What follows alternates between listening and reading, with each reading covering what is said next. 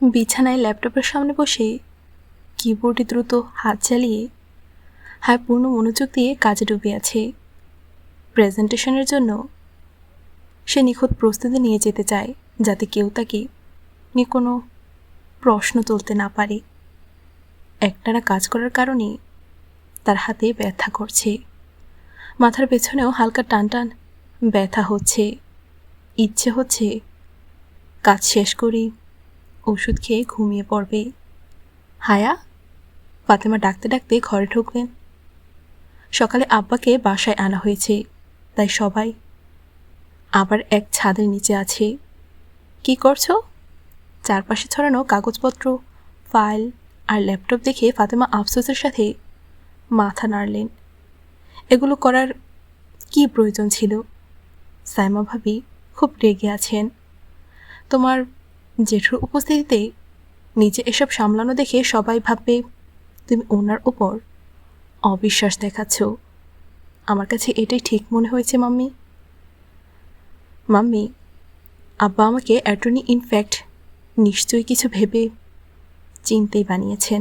High screen থেকে চোখ না তুলেই উত্তর দিল, আচ্ছা, কাল তো আরসালারের ওয়ালিমা, কি পড়বে ভেবেছ? উফ, এই বিয়েগুলো। আব্বা অসুস্থ হওয়ার পর থেকে এসব অনুষ্ঠানে হায়ের কোনো আগ্রহ নেই। আরসাল তাদের সেকেন্ড কাজিন, তো মেহেদি বা বিয়েতে তারা যায়নি, কিন্তু অলিমায় তো যাওয়া এখন জরুরি। কিছু একটা পড়ে নেব, মিক্সড গ্যাদারিং হবে, তাই তো? হায়া আঙুলের ব্যথা এখন কবজির দিকে ছড়িয়ে পড়েছে। হ্যাঁ, মিক্সডই হবে, কিন্তু প্লিজ সেদিনের মতো ওভাবে ওড়না জড়িয়ে নিও না। ফাতেমা কাছে এসে বিছানায় বসে অসন্তুষ্ট কণ্ঠে বলছিলেন, কিন্তু আমি মিক্সড গ্যাদারিং তো, তাহলে? তাই নিকাব করতে হবে। হায় এখনও স্ক্রিনে মনোযোগী। সে বুঝতেই পারল না কোন বিপদকে সেধে দাওয়াত দিয়ে ফেলেছে। নিকাব কেন? হঠাৎ কি হলো তোমার? ওখানে কাদের সামনে নিকাব করবে? কাজিনের বিয়ে, ওখানে তো সবাই আপনজনই। ফাতেমা বিস্ময় আর রাগে অতিষ্ঠ হয়ে বলছিলেন। হায় কাজ থামিয়ে ধীরে ধীরে মুখ তুলে ফাতেমার দিকে তাকালো। আপন তো কেউ নয় আম্মি, তারা কাজিন, আপন ভাই তো নয়। আর যখন নিকাব করি তখন ঠিক মতোই করব। মাথার পেছনের ব্যথাটা ধীরে ধীরে বাহু পর্যন্ত নেমে আসছে, যেন ব্যথার অদৃশ্য কুণ্ডলী পাকানো আঙুলগুলো তার মাথাকে ধীরে ধীরে চেপে ধরছে। তুমি পাগল হয়ে গেছো নাকি? ফাংশনে বোরকা পরবে? বোরকা না আমি, বড় ওড়নাতেই কাজ চালিয়ে নেব। মিক্সড গ্যাদারিং তো। সে ইচ্ছে করেই কণ্ঠটা নরম রাখল। কিন্তু মিক্সড গ্যাদারিংয়েও তো মেয়েদের আর ছেলেদের টেবিল আলাদা থাকে, তাই না হায়া? ছেলেরা দূরেই তো থাকে। দূরে কোথায় আম্মি? সামনেই তো বসে থাকে সবাই, মাঝখানে তো কোনো পর্দা থাকে না। তার উপর ওয়েটাররা যেভাবে বারবার মহিলাদের দিকে আসে, আর আরসালের ভাই, ও তো সবসময় মেয়েদের সেকশনের দিকেই থাকে। ওরা তো বাচ্চা হায়া, 20 বছরের বাচ্চা। তুমি তর্ক করছো কেন? তীব্র ব্যথা তার কানের পাশ থেকে কপাল পর্যন্ত শক্ত মুঠোয় দখল করে নিচ্ছে। প্রতি মুহূর্তে যন্ত্রণা বেড়েই যাচ্ছে। না আম্মি, আমি তর্ক করছি না, শুধু নিজের নিকাবের কারণটা পরিষ্কার করছি। আচ্ছা, আগে তো তুমি নিকাব করতে না, আগে তো খুব মডার্ন ছিলে। হায়া চুপ হয়ে গেল। এই জাহিলিয়াত যুগে তির্যক কথা চাবুকের মতো ব্যথা দেয়। আফসোস, যারা কষ্ট দেয় তারা যদি জানতো কত গভীরে আঘাত করে তারা। জি, আমি আগে করতাম না, কিন্তু এখন করি, তাই ঠিকঠাকভাবে করা প্রয়োজন। তুমি বিয়ের অনুষ্ঠানে নিকাব নেবে, তাহলে মানুষ কি বলবে? ফাতেমা বিরক্ত হয়ে বলছিলেন। না নিলে আল্লাহ তাআলা কি বলবেন? কিছু হয় না হায়া, এমনিতেও তো কত গুনাহ করি আমরা।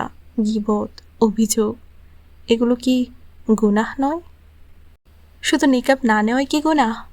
ভয়ানক ব্যথা হায়ের মাথা চেপে ধরার পর এবার সেটা ঘাড় পর্যন্ত নেমে এসেছে।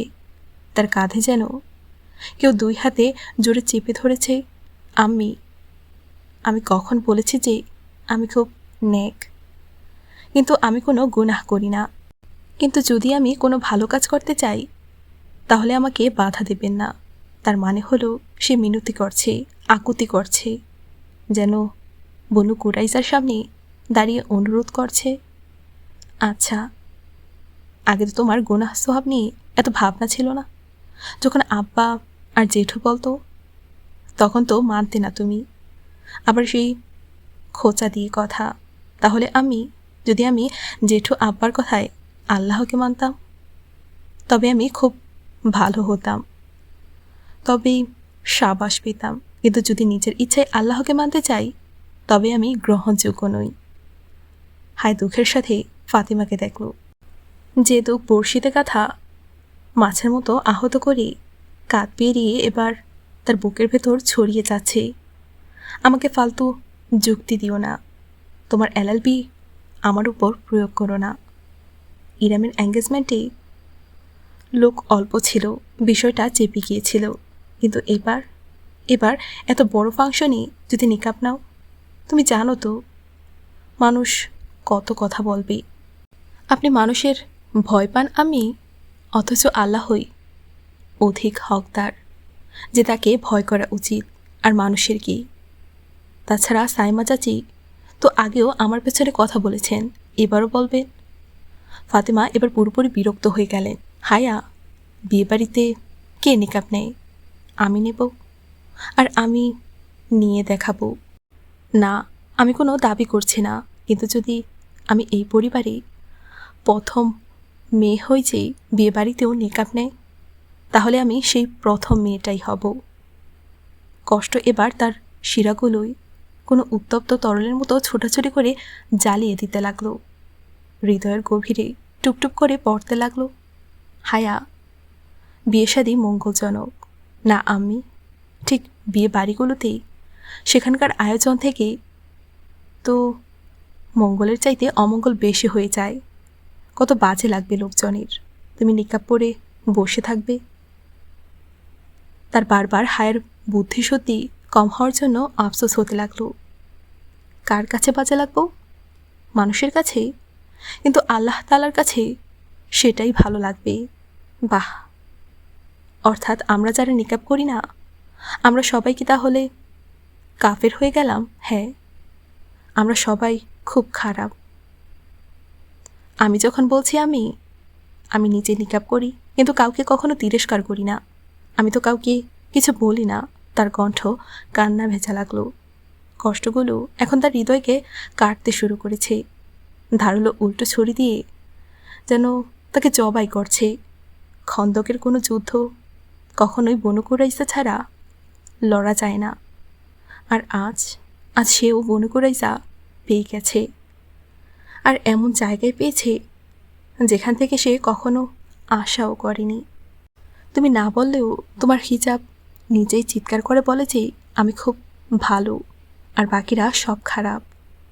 ফাতেমা হাত তুলে তীক্ষ্ণভাবে বলছিলেন, কোনো দিক থেকেই তাকে এই মুহূর্তে একজন ভদ্র, শিক্ষিত নারী বলে মনে হচ্ছে না। যদি কেউ এমনটা ভাবেই, তাহলে ওটা তাদের নিজেদের ভেতরের ইনসিকিউরিটি। এতে আমার দোষ কোথায়? আমি তো কাউকে খারাপ ভাবি না।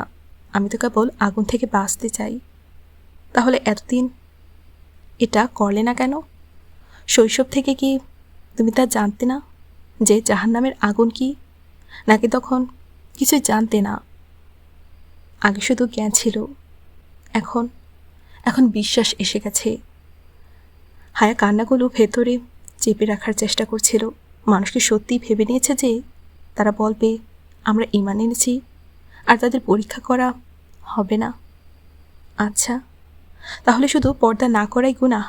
মায়ের কথা না মানা গুনাহ নয়? কোরআনে পড়নি যে বাবা মাকে উফ পর্যন্ত বলা যাবে না? জবাবে হায়া এক দীর্ঘ গভীর শ্বাস নিল। আপনি যেমন জানেন তেমন আমিও জানি যে আপনি যে আরেকটা ভুল জায়গায় ভুল অর্থে ব্যবহার করছেন। আমি আপনাকে কষ্ট দিতে চাই না, কিন্তু আল্লাহকে অসন্তুষ্ট করতে পারি না। থাক, আর বলো না। আমি জানি তুমি এসব জিহানের জন্য করছো। ওই এসব সেকেলে চিন্তাভাবনার মালিক। তুরস্কে থেকেও ওর কোনো পরিবর্তন হয়নি। দেখেছো তো আমি রোজ ফজরের নামাজে কিংবা মসজিদে দৌড়ে যায়। আমি কোনো মেয়ে যদি নিজের ইচ্ছায় হিজাব নিতে শুরু করে, তাহলে সবাই কেন ভেবে নেয় যে সে কারো চাপের কারণে এমন করছে? কেন কেউ বিশ্বাস করতে চায় না যে মেয়েটি নিজের মনও কিছু বলতে পারে? কিন্তু আগে তো তুমি এসব করতে না। ফাতেমা ক্ষেপে উঠলেন। আরও করো, যার জন্য করতে চাও করো। আমি কিছু বলবো না। আমি বলার কে? বিদ্রুপের ধারালো ছুরি ফাতেমা ঘর থেকে বেরিয়ে গেলেন। কষ্টের উল্টে ধারালো ছুরিটা এখনও হায়ের হৃদয়কে টুকরো টুকরো করে চলেছে। রক্তরাঙা ব্যথার ফোঁটা তার ভেতরে গড়িয়ে গড়িয়ে পড়ছে। মায়েরাও কখনো কখনো ব্যথা দেয়, কিন্তু তারা কখনো সেটা উপলব্ধি করেন না। হায়া হাতের উল্টো পিঠ দিয়ে চোখ মুছল, তবু পানি পড়া থামল না। ঠান্ডা আর ক্ষুধায় খন্দক্ষ হ্রাস কি বেশি কষ্টের হয়, নাকি বনকুরাইজার বিশ্বাসঘাতকতা সহ্য করা বেশি কষ্টের? সে নিজেকেই প্রশ্ন করল। আর যদি দুটোই একসাথে নেমে আসে, তখন তার অন্তর ব্যথায় রক্তাক্ত হতে লাগল। প্রেজেন্টেশন ভালোই হয়েছে, আর ওলিমার অনুষ্ঠান তার চেয়েও ভালো হয়েছে। আজ হায়া নেভি ব্লু পোশাক পরেছিল, আর বড় ওড়নাও নিয়েছিল, ঠিক যেমন ইরামের এঙ্গেজমেন্টে নিয়েছিল। সে একটু আলাদা জায়গায় বসেছিল, কিন্তু এমন নয় যে আলাদা হয়ে থেকেছে, বরং সবার সঙ্গেই কথাবার্তাও বলেছে। তবে প্রশ্ন উত্তরের সেই ধারা আজও চলেছে। মুখটা থেকে কাপড়টা সরাও, এই বাক্যটাই অবাক হয়ে অপরিচিত ভঙ্গিতে অনেকে এসে বলেছে। আর উত্তরে সে কেবল খুব হালকা নম্র হাসি দিয়ে বলেছে, থ্যাংক ইউ, আমি একদম ঠিক আছি। তবু সবার কথা তার বুকে ছুরি হয়ে বিঁধেছিল। ফাতেমা বারবার চোখের ইশারায় বলেছিলেন মুখ পুরোটা খুলে রাখতে, কিন্তু হায়া ভুরু তুলে পেছনের দিকটা দেখিয়েছে, যেখানে ভিডিওগ্রাফার ভিডিও করছিল। ফাতেমা তখন বিরক্ত হয়ে বললেন, ওহ, ফ্যামিলি ভিডিও, এটা নিজেদের মধ্যেই থাকবে, বাইরে তো আর কেউ দেখবে না। জি ঠিক। হায় মাথা নেড়ে চুপচাপ অন্যদিকে তাকিয়ে রইল। আপত্তি জানিও লাভ নেই। শুধু সেহেলাই ছিল যে তার সাথে ঠিক আগের মতোই আচরণ করছে, যে কোনো পরিবর্তন তার মধ্যে লক্ষ্য করছিল না। তবে সেহেলার চোখে সেই পুরনো ক্লান্তি ও বিষণ্ণতা রয়ে গেছে। হায় এখন আর সেই কারণ জানার প্রয়োজন নেই। সে মাত্র কয়েকটা অনুষ্ঠানে হিজাব পড়ে গেছে। ফাতেমার সাথে গতকালের তর্ক বিতর্কের প্রভাব এখনও মনের উপর গেঁথে রয়েছে। আর সেহেলা তো গত 2 বছর যাবৎ সমস্ত সুখ দুঃখে এরকম আচরণই পেয়ে চলেছে। আর যখন মানুষ বলে যে সে ঈমান এনেছে, তখন তাকে পরীক্ষা করা হয়।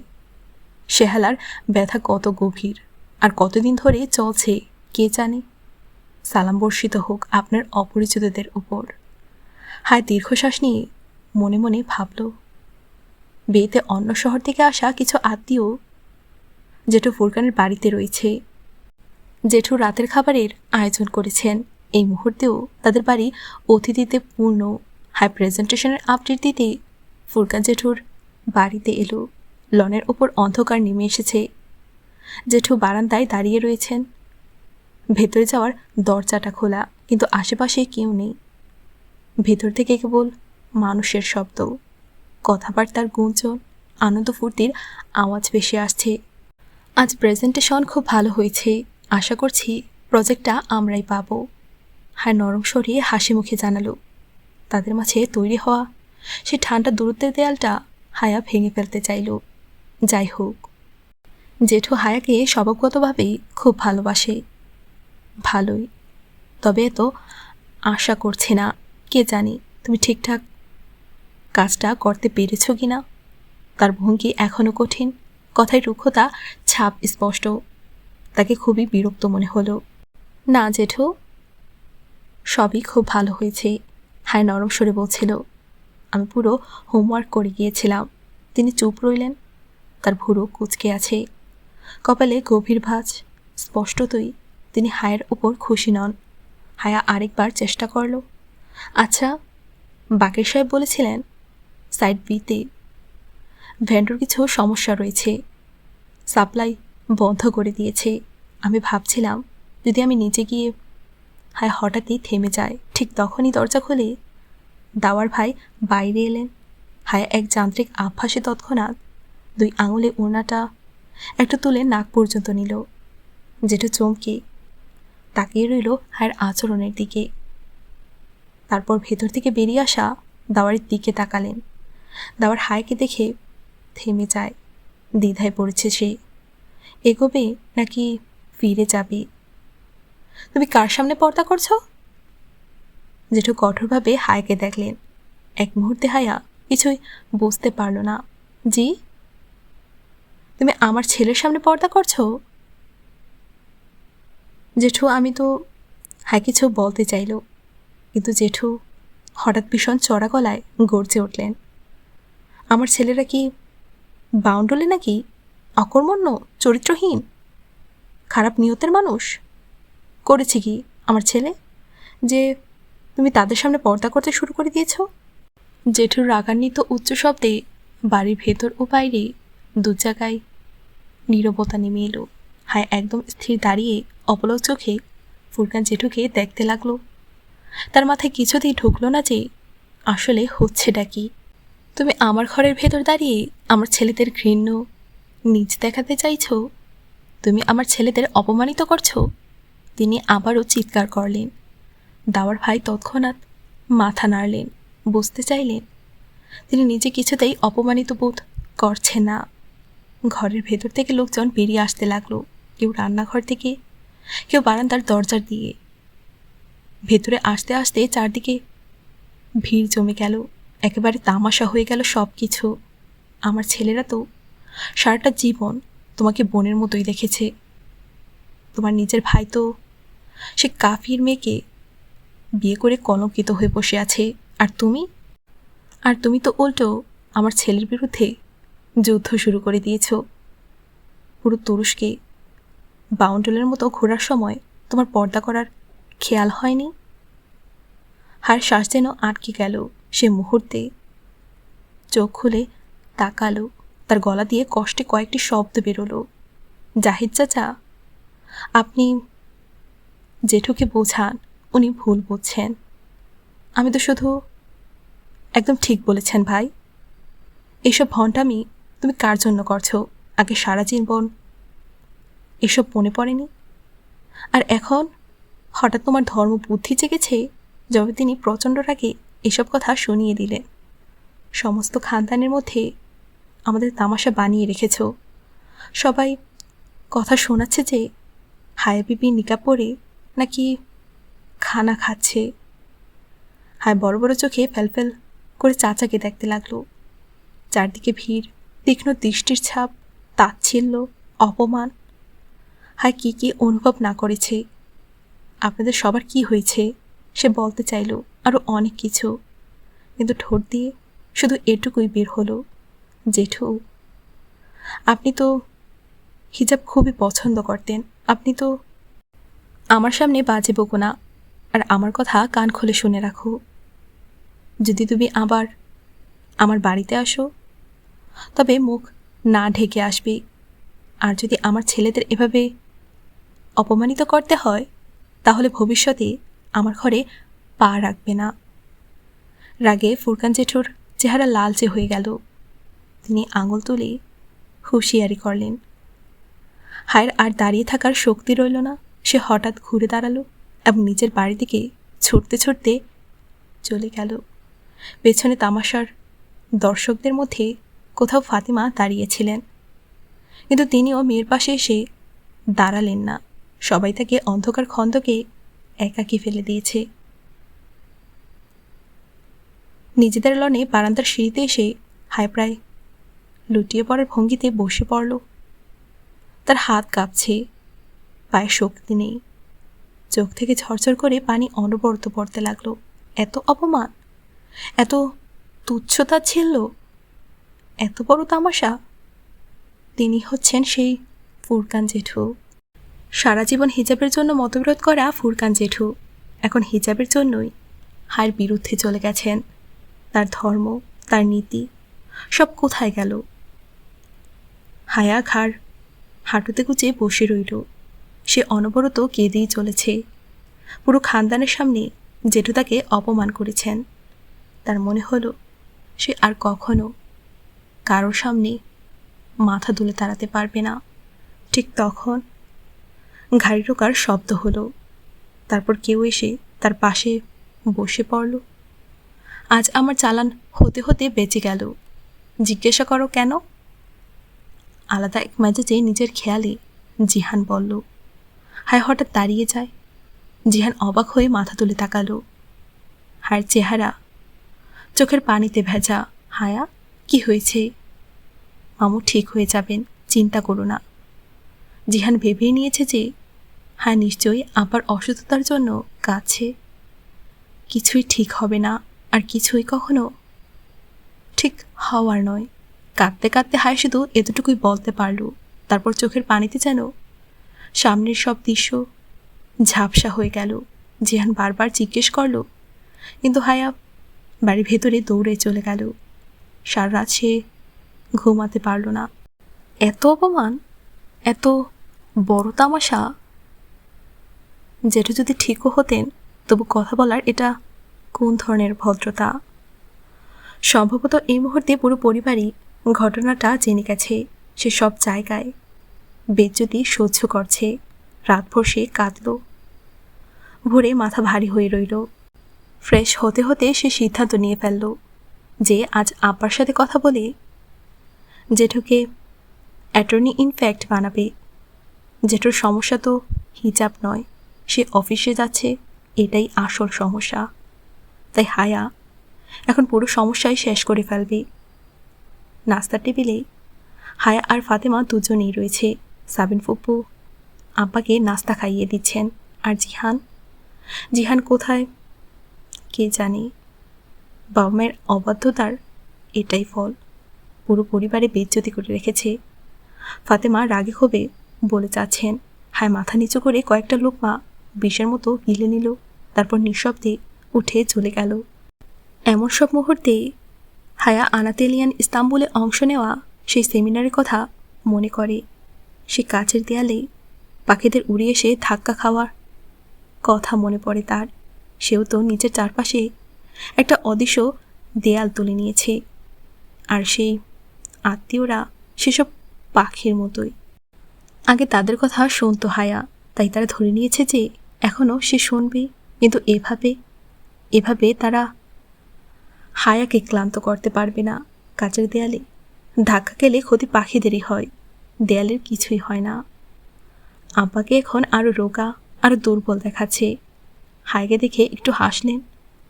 তা কাজ কেমন চলছে? সব ঠিক আছে আব্বা। হায় আস্তে করে চোখের জল সমস্ত ভিতরেই শুষে নিল আর মুখে হাসি টেনে নিয়ে বলছিল, অনেক পরিশ্রম করছে মেয়েটা। সাবিন ফুপু নাস্তার থালা সরাতে সরাতে হেসে বললেন, ফুপু রাতের ঘটনা কি শুনেছেন কে জানে। কিন্তু তবু হায় লজ্জায় অপমানে ফুপুর দিকে চোখ তুলে তাকাতে পারল না। অফিসে প্রবেশ করতেই খারাপ খবর হায়ের অপেক্ষায় ছিল। ট্রেড সেন্টার প্রজেক্টটা তারা পায়নি। এই খবর তাকে আরও ভেঙে দিল। সে বাকের সাহেবকে ডেকে পাঠালো যাতে তাকে নিজের সিদ্ধান্ত জানাতে পারে এবং আইনজীবীকেও খবর দিতে পারে। কিন্তু তার আগে অজান্তেই যন্ত্রণাদায়ক সবচেয়ে তিক্ত প্রশ্নটা করে ফেলল, এত ভালো প্রেজেন্টেশন দিলাম, তারপরও আমরা প্রজেক্ট পেলাম না কেন? রাতের ঘটনার ক্লান্তি আর অপমান তার চোখে স্পষ্ট ছাপ ফেলেছে। ওরা আমাদের প্ল্যান পছন্দ করেনি। সম্ভবত ওরা অন্য কিছু চাইছিল। আচ্ছা। হায় চুপ হয়ে গেল। কিছুক্ষণ ভেবে আর কিছু না বলে সে বাকের সাহেবকে বিদায় দিল। তিনি চলে গেলে সে পুরো প্রজেক্ট প্ল্যান বের করে আবার শুরু করে খুঁটিয়ে দেখতে লাগলো। ঠিক আছে, আজই সে অফিস ছেড়ে দেবে, এবং এটাও ঠিক যে সে একত্রে অভিজ্ঞ নয়, কিন্তু তবুও সে দেখতে চাইল ভুলটা কোথায় হয়েছে। সব ড্রয়িংয়ে সুন্দর ছিল, আর্কিটেক্ট তো বলেছিল এটা অসাধারণ, কিন্তু যখন হায়া প্রথমে প্ল্যানটা দেখছিল তখন তার মনে হলো কিছু একটা আছে যার কারণে অস্বস্তি হচ্ছিল। সে মনের মধ্যে একটু খুঁজে দেখতে খুব সহজে একদম বহতা নদীর মতো সাবলীলভাবে সে কথাটা মনে পড়ল, মৃত্যুকূপ। এবং পরবর্তী মুহূর্তে তার চোখে ভুলটা ধরা পড়ে গেল। দাওয়ার ভাইয়ের বিয়ের কিছু কেনাকাটা হায়া আর ফাতেমা লাহোর থেকে করেছিল। সেদিন তারা কোনো একটা কাজে শাহ আলবি মার্কেট গিয়েছিল। নিজের গাড়ি নিয়ে গিয়ে বড় ভুল করেছিল। ওখানে তাদের গাড়ি রাখতে হয়েছিল একটা মাল্টি স্টোরি পার্কিং বিল্ডিংয়ে, তাও চতুর্থ তলায়। গাড়িটা নিয়ে বৃত্তাকারে পাক খেতে খেতে সরু অন্ধকার পথে উপরে ওঠা যেন মৃত্যুর কূপে গাড়ি চালানোর মতোই ভয়ঙ্কর ছিল। সেই তখন থেকেই হায়ার মাল্টি স্টোরি পার্কিংয়ে প্রতি এত বিতৃষ্ণা তৈরি হয়েছে। আর আজ তার জমা দেওয়া প্ল্যানে ট্রেড সেন্টারের পার্কিং একদম ছোট জায়গায় মাল্টি স্টোরি হিসেবে দেখানো হয়েছে। হায়া নির্মাণ বিষয়ে অভিজ্ঞ নয়, কিন্তু তার শপিং অভিজ্ঞতা প্রচুর। তারপরও এত বড় ভুল প্রথম দিনেই কেন চোখে পড়ল না? হয়তো এই জন্য যে হায় প্রথমে নিজেকে অজ্ঞ ভেবে অন্ধভাবে আর্কিটেক্টের ওপর ভরসা করছিল, কিন্তু এখন নিজের মস্তিষ্ক দিয়ে ভাবতেই চমকে উঠল।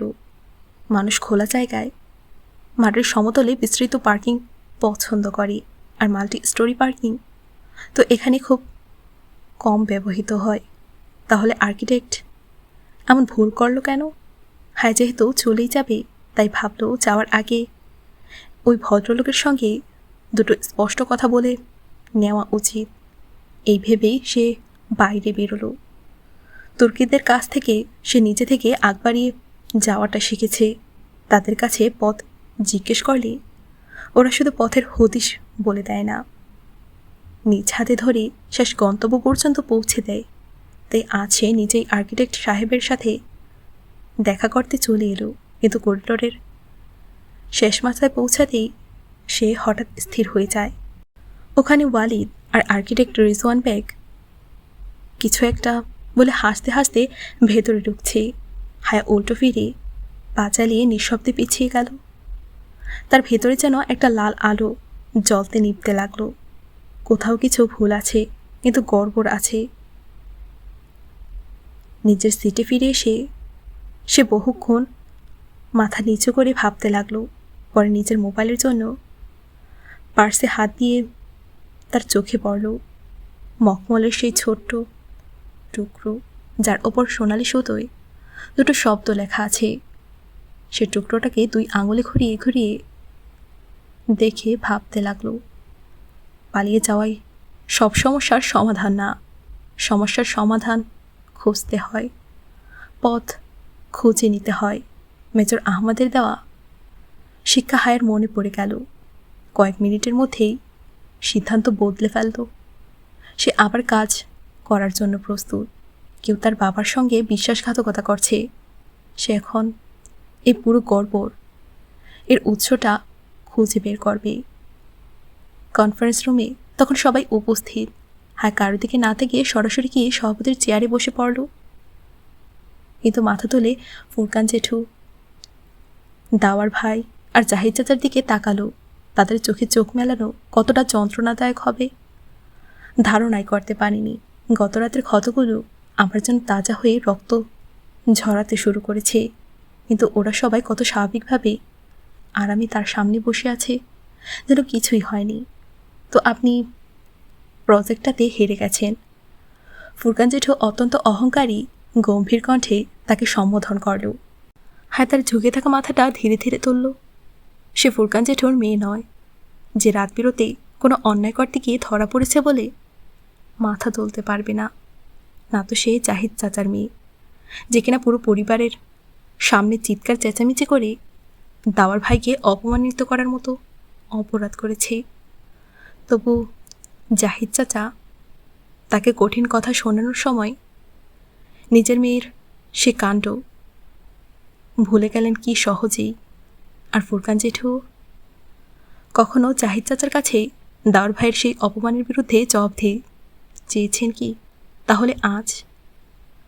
তবে হায়া একজন হিজাবি মেয়ে, আর একজন হিজাবি মেয়ের প্রতি যতই কাদা ছোড়া হোক, তার ভেতরে পরিচ্ছন্নতা কেউ নোংরা করতে পারবে না। জি স্যার, আমি হেরেছি। জেঠুর চোখে চোখ রেখে সে অত্যন্ত সোজাসাপটাভাবে বলছিল, আপনি কি কারণটা জানাবেন?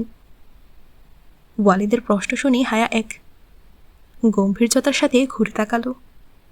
আমি আপনাকে জবাবদিহি করার দায়িত্বে নেই ওয়ালিদ সাহেব। ভালো, তাহলে আমি শুধু আপনাকে জানিয়ে দিতে চাই, আমরা গ্রিন হাউস প্রজেক্টটা ডিলে করতে বাধ্য হয়েছি। কেন? হায় সত্যি চমকে ওঠে। ওটা কত গুরুত্বপূর্ণ প্রজেক্ট তা হায়া ভালো করেই জানে। বাজেট নেই, ফান্ড কম পড়েছে, আমাদের কাছে এত টাকা নেই যে ওই প্রজেক্ট এগিয়ে নেওয়া যায়। ওয়ালিদ হায়ের দিকে একটা কাগজ বাড়িয়ে ধরল, যার উপর লম্বা একটা অঙ্ক লেখা রয়েছে। এত টাকা জোগাড় করবে কিভাবে? হ্যাঁ উৎকণ্ঠিত হয়ে বলল, এবার প্রজেক্ট বন্ধ করলে তো কোম্পানির ভয়ানক ক্ষতি হবে। তাহলে কি করব? ওয়ালিদ খুব নির্লিপ্ত ভঙ্গিতে বলছিল, এটা আমার আব্বার প্রজেক্ট ছিল, এটাকে আমি এভাবে বন্ধ করে দিতে পারি না। হায়া উদ্বিগ্নভাবে বলছিল, তুমি আমাদেরকে এই পরিমাণ টাকা এনে দাও, তাহলে আমরা এই প্রজেক্ট চালিয়ে দেব। কথা শেষ জাহিদ চাচা বিরক্ত স্বরে বলছিলেন, জেঠু আর চাচা এই দুজন এমনভাবে হায়াকে সম্বোধন করেন যেন সে তাদের ভাইয়ের মেয়ে নয়, কোনো সাধারণ চাকর। সত্যি যে আমি আপনাদের এই পুরো টাকা এনে দেই, তাহলে আপনারা কাজ চালিয়ে যাবেন? আপনারা কথা দিচ্ছেন তো? হায়ের গলা তীক্ষ্ণ হয়ে ওঠে। তাদের চ্যালেঞ্জ ছোড়া, বিদ্রুপ করে কথা বলার ভঙ্গিটা তার কাছে এখন আরও বেশি অপমানজনক লাগছে। গতরাতের ক্ষত যেন আবার খামচে ধরা শুরু করল। অবশ্যই ফুরকান জেঠু কাজ ছাকালেন। ঠিক আছে, আমি সোমবার সকালেই আপনাদেরকে আমার সিদ্ধান্ত জানিয়ে দেব। ফাইলটা বন্ধ করতে করতে সে দৃঢ় ভঙ্গিতে বলছিল। তারপর যখন সে নিজের অফিসে ফিরে এলো, তখন তার মোবাইলটা বাজতে লাগলো। চেয়ারটায় ক্লান্ত ভঙ্গিতে এলিয়ে হায়া ফোন ওঠালো। জিহান কল করেছে, কেমন আছো? কল রিসিভ করতেই জিহান চিন্তিত স্বরে জিজ্ঞেস করছিল, ভালো। কপালের দুপাশে আঙুল দিয়ে চেপে ধরে হায়া বলছিল, ঘুমহীন রাত আর মানসিক চাপে মাথা অসহ্য ব্যথা করছে তার। চলো আজ লাঞ্চ করি একসাথে। একটা ছোট ইটালিয়ান রেস্টুরেন্ট দেখেছি, তোমাকে ঠিকানাটা বুঝিয়ে দিই। সারাদিনের মধ্যে প্রথমবার হায়া একটু হাসল। এটা আমার শহর জিহান বে, রাস্তাঘাট আমি জানি, শুধু রেস্টুরেন্টের নাম বলো। জিহানও হালকা হাসল। ওহ সরি, F10 আর ইটালিয়ান ওভেন এ চলে এসো। গাড়ি ড্রাইভার চালাচ্ছে, হ্যাঁ পেছনের সিটে বসে মোবাইলের নাম্বার ডায়াল করছে। আজ সে তার আব্বার দেওয়া উপদেশটিও কাজে লাগাতে চাইছে। নাম্বার ডায়াল করে সে মোবাইল কানে লাগালো। রিং হতেই অন্য প্রান্তে কলটিতে হলো। আসসালামু আলাইকুম। জিসান আঙ্কেল, আমি হায়া বলছি। ট্রাফিকের স্রোতের তালে গাড়ি এগিয়ে যাচ্ছে, আর সেই সঙ্গে যেন তার মাথার চাপ, স্নায়ুর টানও একটু একটু করে ঢিলে হয়ে আসছে। জিসান আঙ্কেলের সঙ্গে কথা শেষ হতেই অফিস থেকে কল চলে এলো। ভেন্ডর এখনও মাল পাঠাতে রাজি নয়, আর আগের দামের ভিত্তিতে তো তারা কোনোভাবেই সরবরাহ করতে চায় না। এটা সরাসরি ব্ল্যাকমেইল, আর ব্ল্যাকমেইলারদের হায় সবসময় অপছন্দ করে। কাল আমার সেই ভেন্ডরের সঙ্গে একটা মিটিং অ্যারেঞ্জ করে দিন, আমি নিজেই তার সঙ্গে কথা বলতে চাই।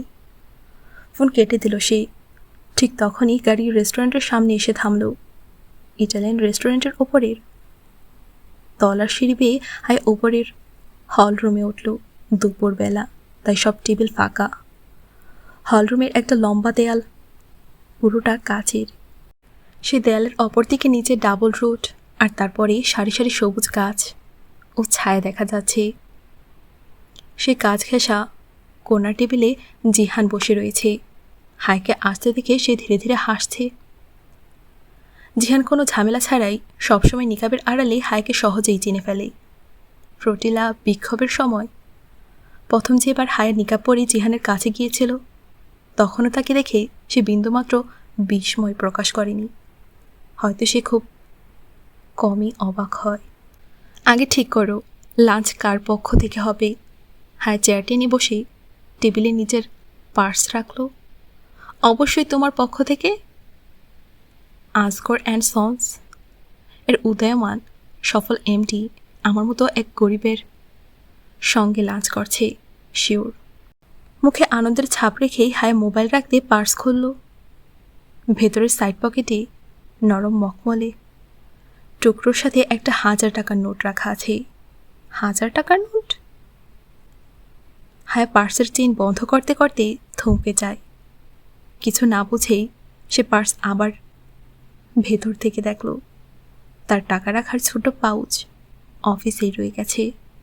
এখন তার কাছে সেই পরিত্যক্ত একটা নীল নোট ছাড়া আর কিছুই নেই। আল্লাহ আল্লাহ, এই ব্যবসায়ীর দৌড়ঝাঁপে পাউচ নেওয়ার কথাই মাথায় নেই। এখন কি করব? কি হলো, এমডি সাহেবা টাকা আনতে ভুলে গেছেন? জিহান ঠোঁটের কোণে দুষ্ট হাসি নিয়ে হায়কে দেখল। এমনিতেই তার দৃষ্টি বাজ পাখির মতো তীক্ষ্ণ। সামান্য এদিক ওদিক হলেও সব টের পেয়ে যায়। হায় নিজেকে সামনে নিয়ে চুপচাপ পার্স বন্ধ করল। তুমি কি এমডি সাহেবার কাছ থেকে এমন অদায়িত্বশীল আচরণ আশা করতে পারো? দৃশ্যত হাসতে হাসতেই সে সোজা হয়ে বসল। মোটেও না। তাহলে অর্ডার করো। শহরটা তোমারই ভালো জানার কথা। জিহান হেলান দিয়ে বসল। হায় শিওর বলেই মেনু কার্ড তুলে নিল। আজ তাকেই লাঞ্চ করাতে হবে, আর সেটা মাত্র 1000 টাকার নোট দিয়ে। এটিএম কার্ডও সেই রূপোর পাউচে রয়ে গেছে। আর সে এমন কোনো আচরণ করতে পারবে না যাতে জিহান বুঝে ফেলে যে সে সত্যিই টাকা আনতে ভুলে গেছে, নয়তো জিহানই তারপর বিল দিয়ে দেবে। এটি হায়ার আত্মসম্মানের প্রশ্ন। শোনো, শুধু মেন কোর্স অর্ডার দিও। সালাদ, স্টার্টার আর ড্রিঙ্কসের ফালতু খরচ আমি পছন্দ করি না। জিহান তখন হাসি চেপে চেয়ারের পেছনে হেলান দিয়ে হায়কে খুব মনোযোগ দিয়ে দেখতে লাগলো। ওকে, আমার তেমন ক্ষুধাও নেই, আর কিছু খেতে ইচ্ছে করছে না আসলে। অর্ডার দিয়ে সে কার্ডটা নামিয়ে রাখলো। জিহান বুঝতে পেরে মাথা হালকা ঝাঁকিয়ে হাসি চেপে রাখার চেষ্টা করছিল। কয়েকটা মুহূর্ত নীরবে কেটে গেল।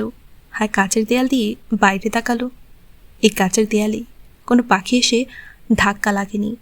হয়তো পাখিরা ভবন বানানোর পরে কেবল প্রথম মৌসুমে বিভ্রান্ত হয়, পরে অভ্যাস হয়ে গেলে ওরাই পথ বদলে নেয়। পথটা পাখিদেরই বদলাতে হয়। দেয়াল তো একই রকমের এভাবেই দাঁড়িয়ে থাকে। গতকাল কি হয়েছিল? হায় দৃষ্টি ফিরিয়ে তাকালো জিহানের দিকে। এখন পর্যন্ত তুমি তো জেনেই গেছো বোধ হয়। যাই হোক, যেটা পুরো পরিবারের সামনে আমার হিজাবের জন্য আমাকে অপমানিত করেছেন, তামাশা করেছেন, আর ঘর থেকে বের করে দিয়েছেন। এর বাইরে বিশেষ কিছু নেই। জিহান বিরক্তিতে আচ্ছন্ন হয়ে মাথা নাড়ল। পুরনো অভ্যাসগুলো সহজে যায় না। এভাবে মানুষকে অপমানিত করতে তিনি অভ্যস্ত। নিজের অহংকারের কারণে সম্পর্ক ছিঁড়ে ফেলাটা তার জন্য কত সহজ। সে যাই হোক, আমি আর আব্বার চেয়ার ওদের হাতে তুলে দিচ্ছি না। এই সিদ্ধান্ত আমি নিয়ে ফেলেছি। এখন এই গল্পটা এখানেই শেষ। তুমি বলো, তুমি তুরস্ক ফেরার ব্যাপারে কি ভেবেছ? সবাই আমাকে এই প্রশ্নই করছে যে কবে যাচ্ছি, কি প্ল্যান। মনে হয় সবাই আমাকে দেখে বিরক্ত। আমার মন চায় মাহসান এর মতো কবুতর হয়ে গিয়ে কোনো গুহায় লুকিয়ে পড়ি। সে সম্ভবত কোনো তুর্কি প্রবাদ বলল। যাক, এখনও কয়েকদিন এখানেই আছি। তুমি কবে যাচ্ছ? জুলাই তো শুরু হয়ে গেছে। 5 জুলাইয়ের পর ক্লিয়ারেন্স করাতে হবে। আবার শরীর পুরোপুরি ঠিক হলে যাব। লাঞ্চ এসে গেল। হ্যাঁ, স্বাভাবিকভাবেই নিকাবের আড়ালেই ছুরি কাটার সাহায্যে খেতে লাগলো। কিছুক্ষণ পর হঠাৎ যেন মনে পড়ে গেল। হায় জিজ্ঞেস করল, জিহান, আমার নিকাব মানে আমাকে এভাবে নিকাব পরা দেখতে তোমার ভালো লাগে? জিহান খানিকটা চমকে তাকালো। হ্যাঁ, ঠিকই তো আছে। সে একটু দ্বিধাগ্রস্তভাবে কাজ ছাকালো। হায় তৃপ্ত হয়ে খেতে লাগলো। কিন্তু জিহান কিছুক্ষণ ওর দিকে চুপচাপ তাকিয়ে রইল। বিল এলে হায় ভেতরে ভেতরে স্বস্তির শ্বাস নিল। 985 টাকা হয়েছে, কারণ তারা শুধু 2টো মেন কোর্সই নিয়েছিল।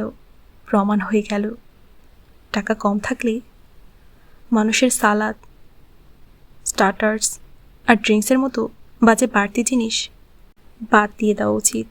হঠাৎই তার মাথায় কিছু একটা খট করে উঠল। বাজে বাড়তি জিনিস। তার মন অফিসের দিকে ছুটে গেল। জিহান আস্তে করে বিলটা তার কাছ থেকে সরিয়ে নিল। আমি দিচ্ছি। হায় অবাক হয়ে তাকালো।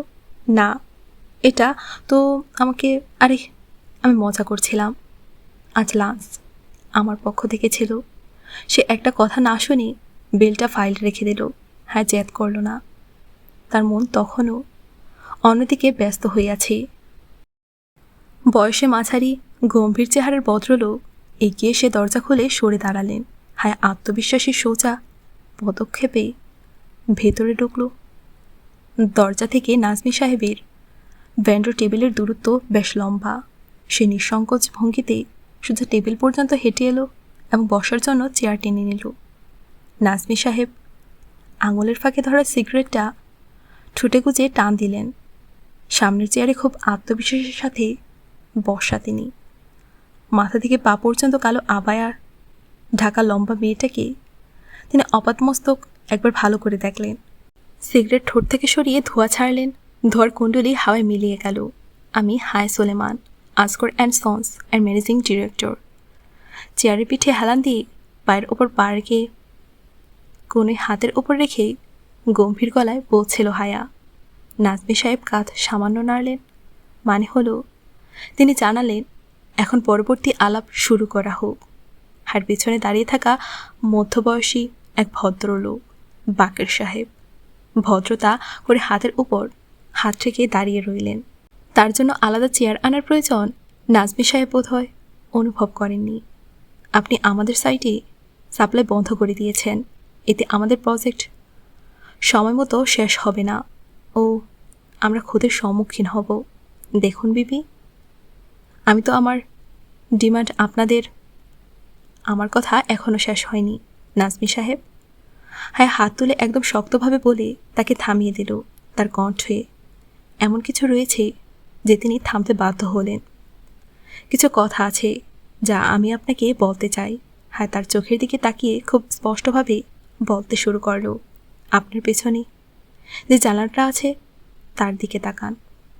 ওদিকে ডান পাশে একটু দূরে একটা নির্মাণাধীন প্রজেক্ট দেখতে পাবেন। ওটা কোন প্রজেক্ট বাকের সাহেব? হ্যাঁ একটু থেমে পিছনে দাঁড়ানো বাকের সাহেবকে জিজ্ঞেস করল, কিন্তু তার চোখ নাজমি সাহেবেরই উপরে পড়ে আছে। Overhead madam. বাকের সাহেব সঙ্গে সঙ্গেই জানালেন। ঠিক। হ্যাঁ একটু চোখ না সরিয়ে বলল, ওখানে যে ওভারহেড ব্রিজ তৈরি হচ্ছে জানেন সেখানে স্যান্ড আর সিল্ট ব্যবহার করা হচ্ছে। আর সেগুলো কিসের পরিবর্তে?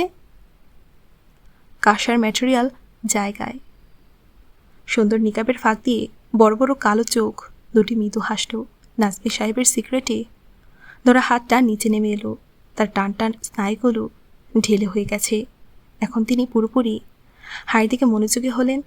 সেই ওভারহেড ব্রিজ থেকে যদি আপনি আর 2 কিলোমিটার ডানে যান তাহলে একটা নির্মাণাধীন 6 স্টার হোটেল দেখতে পাবেন। ওটার নির্মাণ প্রায় শেষ ধাপে, কিন্তু তার মালিকরা জানেই না যে ওদের রুফিং আর ওয়াটারপ্রুফিং এ সাবস্ট্যান্ডার্ড নিকৃষ্ট মানের মালামাল ব্যবহার করা হয়েছে। খুব সস্তা আর নিম্নমানের নির্মাণ সামগ্রী। তার চোখের হাসি ঝিলেক আরেকটু বাড়ল। নাজমি সাহেব কিছু বলার জন্য মুখ খুলতেই চাইলেন, কিন্তু হায়া আবার হাত তুলে তাকে থামিয়ে দিল। আমার কথা এখনও শেষ হয়নি নাজমি সাহেব। তিনি ঠোঁট চেপে চুপ হয়ে গেলেন। কপালের ভাঁজগুলো আরও গভীর হলো। একটা রোড যেটার কাজ কিছুদিন আগেই সম্পূর্ণ হয়েছে, তার সাথেও ওই দুটো প্রজেক্টের সম্পর্ক আছে। তার উপর দৃষ্টি স্থির রেখে মুচকে হেসে হায়া বলতে লাগলো, আর কি সম্পর্ক আছে সেটা আপনি ভালো করেই জানেন। আমি শুধু এতটুকু জানি, ওই রাস্তাটার দুই পাশে ঠিকমতো সিমেন্ট দেওয়া হয়নি, আর ভেতরে অসংখ্য গর্ত রয়ে গেছে। মাত্র কয়েকদিনের মধ্যে সবচেয়ে আগে কোন সমস্যাটা সামনে আসবে বাকের সাহেব? নাজমি সাহেবের দিকে আগের মতোই তাকিয়ে হ্যাঁ মাথা না ঘুরিয়ে পেছনে দাঁড়ানো মানুষটিকে সম্বোধন করল। বাকের সাহেব বাধ্য কর্মীর মতোই সঙ্গে সঙ্গে বললেন, ড্রেনেজের সমস্যা ম্যাডাম। একদম ঠিক, ড্রেনেজ। কিন্তু এর থেকেও বড় সমস্যা কোনটা হবে? ইন্সপেকশন। 4টা ইন্সপেকশন টিম এদের এই 3 প্রজেক্ট থেকে কিছু টাকা নিয়ে ওকে সাইন করে দিয়েছে। কিন্তু আসলে কি জানেন নাজমি সাহেব, আমাদের মিডিয়া রেটিংয়ের জন্য এমন ধরনের খবরকে দাবানলের মতো ছড়িয়ে দেয়, আর তখন একজন ভেন্ডরের সুনাম জ্বলে পুড়ে খাক হয়ে যায়। বিশেষ করে যখন তাদের হাতে সমস্ত প্রমাণ থাকে তখন। বাকের সাহেব হায় আঙুলের ইশারা করল এবং বাকের সাহেব কিছু নথিপত্র টেবিলে রাখল। নাজমি সাহেব ওসব নেওয়ার জন্য সামনে বাড়ালেন না। তিনি বেশ কষ্টে মুখ শক্ত করে বললেন, আমার উপর হাত দেওয়া এত সহজ নয়। আর কালো চোখে বিস্ময় ঢেউ উঠল। আরে কে বলল? আমি আপনার কথা বলছি। এরপর সে আবার সামান্য হাসল। আমি তো আমার সাপ্লাইয়ের কথা বলছি নাজমি সাহেব। কাল শুক্রবার। আমি আশা করছি সোমবার সকালে আমার কনস্ট্রাকশন সাইটে সাপ্লাই পুনরায় চালুর খবর পেয়ে যাব। পার্স তুলতে তুলতে সে উঠে দাঁড়ালো, এবং সেটাও পুরনো দামি। চলুন বাকের সাহেব। আর একটি শব্দ না বলে সে ঘুরে দাঁড়ালো। পেছনের মধ্যবয়সী কর্মচারী তৎক্ষণাৎ দরজা খুলে ধরল। হায় সেই একই আত্মবিশ্বাসী মাপা পদক্ষেপে বাইরে বেরিয়ে গেল। সিগারেটের আগুনে নাজমি সাহেবের আঙুলে ছেঁকা লাগায় তিনি চমকে উঠলেন। খুবই সিগারেটটা অ্যাস্ট্রেতে ছুঁড়ে ফেললেন এবং টেবিলে রাখা নথিপত্রগুলো হাতে তুলে নিলেন। সেগুলো পড়তে পড়তেই তার কপালে ঘামের বিন্দু জমতে শুরু করল। জেন্টলম্যান, আপনাদের একটা খবর জানানোর ছিল। মিটিংয়ের শুরুতেই হাই বেশ নিশ্চিত ভঙ্গিতে ওদেরকে বলছিল, যারা সবাই সে আগের মতোই তাকে অবজ্ঞা, অবিশ্বাস এবং যাচের দৃষ্টিতে তাকিয়েছিল। এখনই খবর পেলাম ভেন্ডর আরিফ নাজমি সাপ্লাই পুনরায় চালু করেছে, এবং সেটা পূর্ণ দামি। সত্যি? ফুরকান যেটা হতবাক হলেন, আর পাশের আসনে জাহিদ চাচা সোজা হয়ে বসলেন। কিন্তু সে তো সেদিন ফাইন্যান্স ডিপার্টমেন্টের রৌফ সাহেবের সঙ্গে ভীষণ অসভ্যতা করছিল, পুরোপুরি ব্ল্যাকমেল করছিল। আমি নিজে ফোন করেছিলাম, কিন্তু সে তো কথাই বলতে চায়নি। তাহলে আপনাকে ব্ল্যাকমেলারের সঙ্গে মোকাবিলার কৌশল শিখতে হবে স্যার, কারণ আমি তার সঙ্গে কথা বলেছি এবং সে নির্বিকল্পে পূর্ণ দামেই সাপ্লাই শুরু করতে রাজি হয়েছে। জাহিদ চাচা চুপ হয়ে গেলেন। তাদের জন্য এটা সম্পূর্ণ অপ্রত্যাশিত। যদি সলমান সাহেব এসে বলতেন তাহলে তারা অবাক হতেন না, কারণ তিনি সে যোগ্যতারই মানুষ। কিন্তু হায়া, এই কথাটা হজম করাটা যেন কঠিন হয়ে পড়েছে। আপনাদের গ্রিনহাউস স্কিমের জন্য বাজেট কম পড়েছিল, তাই আমি পুরো বাজেটটা নতুন করে সাজিয়েছি। আর সামনে রাখা কাগজগুলো উল্টে দেখতে শুরু করল। যত টাকা আমাদের প্রয়োজন তা আমাদের বর্তমান বাজেটের মধ্যেই জোগাড় করা সম্ভব, যদি আমরা অপ্রয়োজনীয় খরচগুলো বাদ দিই। মানে? ফুরকান জেঠু ভুরু তুললেন। আমরা প্রতি বছর সব শেয়ার হোল্ডারদের লাভের একটি ন্যায্য অংশ দিয়ে থাকি, অথচ অনেক কোম্পানি এই লাভ শেয়ার হোল্ডারদের দেওয়ার বদলে আবার ব্যবসায়ে পুনর্বিনিয়োগ করে। আমরাও এবছর শেয়ার হোল্ডারদের সেই অংশ দেওয়ার বদলে পুরোটা এই প্রকল্পে বিনিয়োগ করে দেব।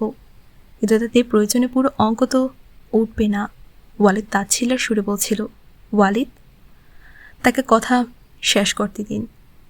সেটি সাহেব প্রথমবারের মতো তাকে থামিয়ে দিলেন।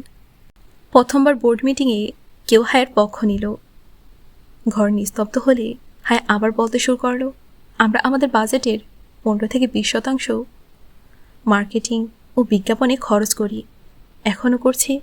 আমরা ভবিষ্যতের সেই সব প্রজেক্টের জন্য মার্কেটিং করছি যেগুলো এখনও পাইনি এবং যেগুলোর ওপর কাজ করার মতো টাকা আমাদের হাতে নেই। সে কয়েক সেকেন্ড থামল। লম্বা কনফারেন্স টেবিল ঘিরে বসে থাকা সব এক্সিকিউটিভ গভীর মনোযোগ দিয়ে তার কথাগুলো শুনছে। ভবিষ্যতের অদৃশ্য প্রজেক্টগুলোর জন্য আমরা আমাদের বর্তমান নিশ্চিত প্রজেক্টকে বলিদান করতে পারি না। তাই আমি মার্কেটিং বাজেটে কমিয়ে 5% করছি। এভাবে আমরা ধীরে ধীরে অবশিষ্ট অতিরিক্ত বাজেট গ্রিনহাউস প্রকল্পে স্থানান্তর করতে পারব। কারো কোনো আপত্তি আছে? হ্যাঁ, পেছনে হেলান দিয়ে বসে সামান্য হাসল এবং পুরো কনফারেন্স রুমে একবার দৃষ্টি বলিয়ে নিল। সে জানে এই মুহূর্তে কেউ আর তাকে চ্যালেঞ্জ করার অবস্থায় নেই। ধীরে ধীরে সে প্রমাণ করে দিচ্ছে যে সুলেমান আসগরের সিদ্ধান্ত সঠিক ছিল। আজ ফুরকান জেঠুর বাসায় হায়দাদার মৃত্যুবার্ষিকী উপলক্ষে কোরআন খানি ছিল। খয়রাতের হাড়িগুলো আলাদা ছিল। সবাইকে দাওয়াত করা হয়েছে, শুধু হায়কে ছাড়া। তারও সেখানে যাওয়ার কোনো ইচ্ছে নেই। মাগরিব পরে সে লাউঞ্জে এলো।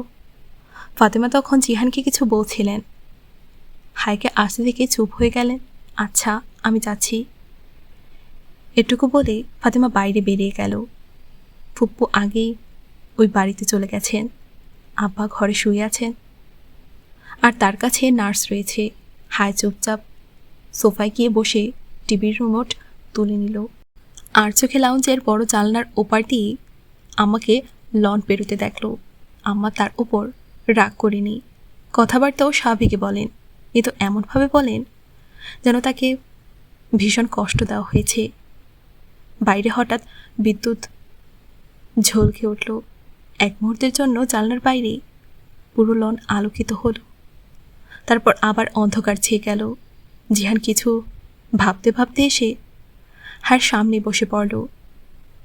হায়া টিভি চালায়নি, রিমোট হাতে নিয়ে শুধু জিহানের দিকে তাকিয়ে রইল। মনে হলো সে কিছু বলতে চায়। আম্মা আমাকে কিছু বলেছেন? সে খুব স্বাভাবিক ভঙ্গিতে জিজ্ঞেস করে বলতে শুরু করলো। জিহান মাথা তুলে তার দিকে তাকালো। নীল জিন্স, কালো টি শার্ট পরা, জিহানের ভেজা চুল পেছনে আঁচড়ানো। তাকে দেখে মনে হচ্ছে কোথাও বেরোতে তৈরি হয়েছে। তিনি চান আমি যেন তোমাকে বোঝাই, যাতে তুমি এসব বোরকা টোরকা ছেড়ে দাও। সে গম্ভীর কণ্ঠে বলছিল। তার পেছনের দেয়াল ঘেঁষে জানলার ওপর টুপটুপ বৃষ্টির ফোঁটা পড়তে শুরু করেছে। অন্ধকার আকাশ অনেক আগেই মেঘে ডেকে গিয়েছে। তো তুমি কি বলেছ? হায় আগের মতোই নিশ্চিন্ত ভঙ্গিতে পায়ের উপর পা তুলে বসে রইল, যেভাবে নিজের অফিসে বসে। উনি ঠিকই তো বলছেন, একটা বোরকার জন্য তুমি এতগুলো সম্পর্ক হারাতে পারো না। বাইরে জোরে সোরে মেঘ গর্জে উঠল। জানলার কাজ বৃষ্টির ফোঁটা টুপটাপ গড়িয়ে পড়ার শব্দ শোনা যাচ্ছে। অন্যদের ছেড়ে তুমি তোমার কথা বলো জিহান। তুমিও কি আমার হিজাব নিয়ে খুশি নাও? জিহানের চোখের দিকে তাকিয়ে হায় যখন প্রশ্নটা করল, তখন ওর কণ্ঠটা খুব আস্তে শোনালো। যদি বলি আমি খুশি নই, তাহলে? যদি বলি আমার জন্য এসব ছেড়ে দাও, তাহলে? দূরে কোথাও ভয়ঙ্কর শব্দ হলো, যেমন বজ্রপাতের শব্দ হয়, যেমন দুঃখ পাওয়ার হয়। তুমি কি আমাকে চয়েস দিচ্ছ? হঠাৎ হায়ের কণ্ঠে শীতলতা নেমে এলো। যদি বলি হ্যাঁ, তাহলে? হায়া উঠে দাঁড়ালো। ছোট ছোট পা ফেলে হাঁটতে হাঁটতে সে জানলার পাশে দেয়াল ঘেঁষে গিয়ে দাঁড়ালো। আর তার গায়ে কালো লম্বা কামিজ আর চুড়িদার। তার রেশমি কালো চুলগুলো সোজা হয়ে কোমর অবধি নেমে এসেছে। চুল আর কামিজের কালোর ফারাক ধরা পড়ে না, অন্তহীন অন্ধকারে কালো, যার শুরু নেই শেষও নেই। আমাকে একদিন কেউ বলেছিল, খন্দকের কোনো যুদ্ধে বনু কুরাইজা ছাড়া কখনো কায়েমি হয়নি। আর আমি তখন ভেবেছিলাম আমার সব আত্মীয়ই তো আমার পাশে থাকবে। সে ভেজা কাজের উপর অন্ধকার লনের দিকে তাকিয়ে বলতে লাগলো, ফুরকান জেঠু, হিজাবের সবচেয়ে বড় ধজ্জাস্থারী আম্মা, যার সারা জীবনের শখ ছিল আমি আমি আল্লাহর খুব অনুগত হয়ে যাই, আর আমার স্বামী যে প্রতিদিন ফজরের নামাজ পড়তে মসজিদে যায়। কিন্তু আজ আমি বুঝলাম, আর সে ঠিকই বলে, খন্দকের যুদ্ধ বনু কুরাইজা ছাড়া হতেই পারে না। বৃষ্টির টুপটাপ ফোঁটা কাজে লেগে নিচে গড়িয়ে পড়ছে। যখনই বিদ্যুৎ ঝলকে ওঠে, সে ফোঁটার ভেতর এক মুহূর্তের জন্য 7 রঙের রংধনু খেলে যায়, তারপর আবার অন্ধকার হয়ে যায়। জিহান সোফা থেকে ওঠেনি, শুধু ঘাড় ফিরিয়ে হাইকে দেখতে লাগলো। আমি যদি মানুষের জন্য হিজাব নিতাম, তাহলে মানুষের কথাতেই ছেড়ে দিতাম, কিন্তু আমি তা ছাড়তে পারবো না। তার চোখ থেকে অশ্রুফোঁটা ঝরে গাল বেয়ে গড়িয়ে পড়ছিল। কেন? আমি এটাই বুঝতে পারছি না, এত কিছুর পরও কেন। জিহান তার পেছনে এসে দাঁড়িয়েছে। বাইরে এখনও মেঘের গর্জন চলছে। হায়া কোনো উত্তর দিল না। সে একবার কেবল জিহানের দিকে তাকালো, তারপর সামনে রাখা মানি প্লান্টের সবুজ বোতলটা তুলে নিল। গাছের লতাটা ঝেড়ে ফেলে বোতলটা ধরে জোরে গিয়ে দেয়ালে আছড়ে মারল। কাঁচ ভেঙে টুকরো হয়ে নিচে পড়ে গেল, আর একটা ধারালো বড় টুকরো তার হাতে রয়ে গেল। এটা ধরো। সে বোতলের গলার দিকেই সেই টুকরোটা জিহানের দিকে বাড়িয়ে দিল। এবার কি তোমার মায়ের গলায় ঢুকিয়ে দাও, হায়া। জিহান অবিশ্বাস ভরা চোখে হায়ের দিকে তাকালো। হায় আফসোস মেশানো ভঙ্গিতে মাথা নেড়ে আর শেষ টুকরোটা বাকি কাজের সঙ্গে ফেলে দিল। পারবে না, তাই না? অন্তর কেঁপে ওঠে, তাই তো?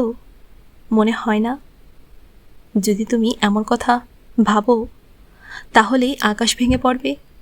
হ্যাঁ, ঘাড় ফিরিয়ে ভেজে চোখে বাইরে জমজম বৃষ্টির দিকে তাকালো। আমারও তেমনই লাগে জিহান।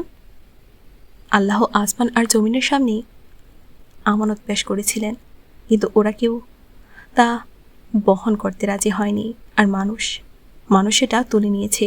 তোমার মা এক মানব জীবন, তোমার উপর আমানত। তেমনি আমার দেওয়া প্রতিশ্রুতিটাও আমার কাছে আমানত। আমি জীবনে মাত্র একবার আল্লাহর সঙ্গে একটা অঙ্গীকার করেছি, কেউ আমাকে সেটা পূরণ করতে দেয় না কেন। আবার বিদ্যুৎ ঝলকে চারদিকে আলোকিত হলো, কিন্তু তা কয়েক মুহূর্ত মাত্র। তারপর আবার চারদিকে ঘন অন্ধকার। কেউ আমাকে বলেছে, হৃদয়কে আঘাত না করে, না ভেঙে নূর পাওয়া যায় না। আর আমি ভাবতাম, নূর জিনিসটা কি জানো? নূর কি? অস্ত্র যেন হার গলায় ফাঁস বেঁধে ফেলেছে, শ্বাসরোধ করার মতো ফাঁস। নূর হলো কুরআন, আল্লাহর হুকুম, যাকে পুরোটা গ্রহণ করতে হয়। এক অংশ গ্রহণ করে অন্য অংশকে অস্বীকার করা যায় না। আমি সবসময় ভাবতাম, আল্লাহ কেন বলেন, যদি কোরআন পাহাড়ের উপর নাজিল হতো তাহলে পাহাড় ভেঙে চুরমার হয়ে যেত। আমি কখনো এর মানে বুঝিনি, কিন্তু আজ বুঝেছি। চোখ থেকে উপচে পড়া তপ্ত অশ্রু হাড় থুতনি বেয়ে গড়িয়ে গিয়ে গলায় পড়ল, তারপর বুকের দিকে নেমে যাচ্ছে। সে জানালার বাইরে তাকিয়ে দেখছে, আর জিহান তাকিয়ে দেখছে তাকে। জানো পাহাড় কেন ভেঙে যেত? কারণ সে কোরআনকে পুরোটা ধারণ করত। আর যে মানুষ কোরআনকে পুরোপুরি নিজের হৃদয়ে ধারণ করে, তাকে একবার ভাঙতেই হয়। সে জ্বলতে থাকা দুটো চোখ বন্ধ করল। এখন চারদিকে কেবল অন্ধকারই, এক মুহূর্তের বিদ্যুৎ ঝলক এখন তার কাছে অর্থহীন। মানুষ আমাকে ছেড়েছে এই জন্য যে আমি আল্লাহকে ছাড়িনি। তো আমার সত্যি এমন মানুষের সহচর্য প্রয়োজন নেই। হায় চোখ খুলল, জিহান ফিরে যাচ্ছে।